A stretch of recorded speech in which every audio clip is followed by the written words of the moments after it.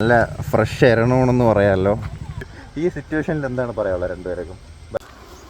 Hello guys, ഞങ്ങൾ actually ഇന്ന് Ponmudi explore ചെയ്യാൻ വന്നിരിക്കുകയാണ്. ഇതൊരു ഫ്രഷ് കണ്ടന്റ് ഒന്നുമല്ല.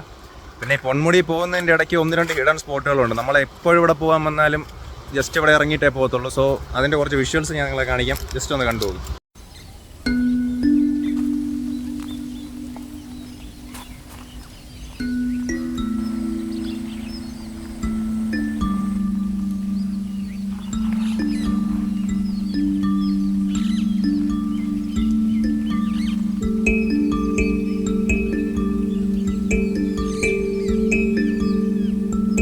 എടാ, നമ്മളെ 2020 ഇവിടെ വന്നിട്ട് നിങ്ങൾ തന്നെ അവിടെ ഇട്ട് നീന്തൽ പഠിപ്പിച്ചതിനൊക്കെ ഓർമ്മയുണ്ടോ?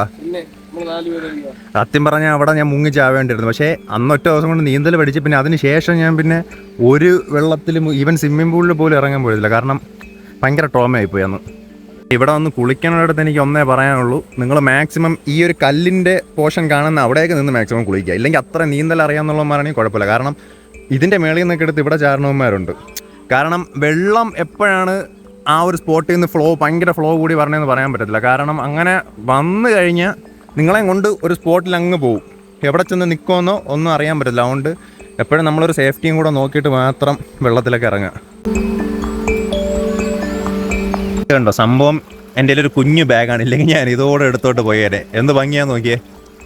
പായലൊക്കെ പിടിച്ച് വെള്ളത്തിൽ കൊണ്ട് ഇറക്കി വെച്ചാൽ മാത്രം മതി. നല്ല റൗണ്ട് ഷേപ്പിന് ഉള്ള കല്ല് കിട്ടും. നമ്മൾ ഈ ടെറേറിയം ചെയ്യാനോ അല്ലെങ്കിൽ അക്വേറിയത്തിലൊക്കെ വയ്ക്കാൻ പറ്റിയൊരു കല്ലാണ്. ഞാൻ ഇവിടെ വന്നാൽ എപ്പോഴും ഒരു 5-6 മസ്റ്റായിട്ട് കൊണ്ടുവരികയും.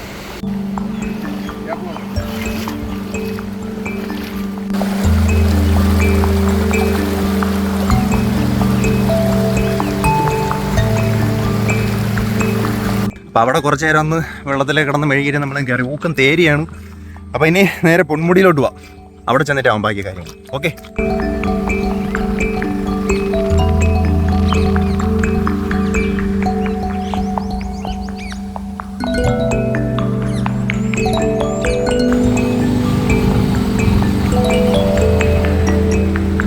നല്ല ഫ്രഷ് എയറണമെന്ന് പറയാമല്ലോ. മേളിലോട്ട് കയറ്റി വിടുന്നില്ല ബൈക്ക്. അവിടെ നിന്ന് ആ ഒരു പോർഷനിൽ നിന്ന് ബസ്സിൽ പോയിട്ട് തിരിച്ചു വരാനേ പറ്റൂ. പൊന്മുടിയിൽ വന്നിട്ട് ബസ്സിൽ പോയി കാണേണ്ട അത്രയും ഗതികേടില്ലല്ലോ. എന്താ പറയാനാ, വന്ന് ഇതിൽ വേണമെങ്കിൽ കയറി പോവാം. അല്ലാതെ ബൈക്കൊന്നും വിടൂല. അതുകൊണ്ട് നോക്കി കേട്ടാക്കി എവിടെയെങ്കിലുമൊക്കെ വരണം. പൊന്മുടി ഈ സിറ്റുവേഷനിൽ എന്താണ് പറയാനുള്ളത് രണ്ടുപേർക്കും?